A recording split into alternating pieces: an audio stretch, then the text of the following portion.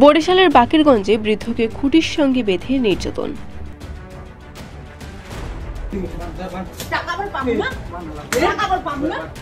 জমি নিয়ে বিরোধের জেরে বরিশালের বাকেরগঞ্জে হাবিবুর রহমান নামে ৬০ বছরের এক বৃদ্ধকে বিদ্যুতের খুঁটির সঙ্গে বেঁধে নির্যাতনের অভিযোগ পাওয়া গেছে।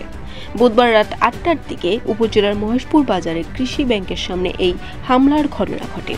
ইতিমধ্যে খুঁটির সঙ্গে বেঁধে বৃদ্ধকে নির্যাতনের কয়েকটি ভিডিও চিত্র সামাজিক যোগাযোগ মাধ্যম ফেসবুকে ছড়িয়ে পড়ে। নির্যাতনের শিকার হাবিবুর রহমান নিয়ামতি ইউনিয়নের রূপারজোর গ্রামের বাসিন্দা।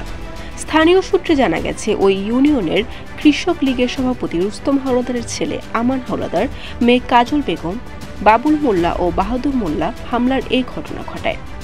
বুধবার রাতে খুঁটির সঙ্গে বেঁধে বৃদ্ধকে নির্যাতনের কয়েকটি ভিডিও সামাজিক যোগাযোগ মাধ্যম ফেসবুকে ছড়িয়ে পড়া ভিডিওতে দেখা যায় কয়েকজন যুবক জোর করে বৃদ্ধ হাবিবুর রহমানকে পিঠ মোড়া করে বেঁধে রেখেছে।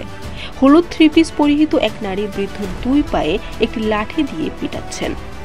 এই ঘটনায় ভুক্তভোগী হাবিবুর রহমান গাজী বুধবার রাতেই বাকেরগঞ্জ থানায় একটি লিখিত অভিযোগ দায়ের করেছেন।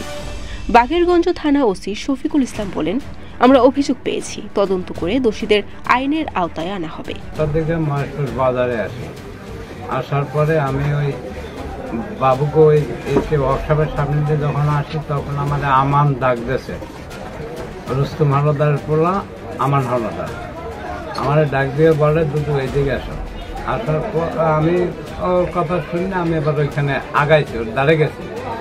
ও উঠেই বলে শালার বান খুঁটি লাগে বান্ধে পিঠা। আর আমার পকেটে টাকা ছিল 20,000, সেই টাকা 20,000 উঠেই গেছে।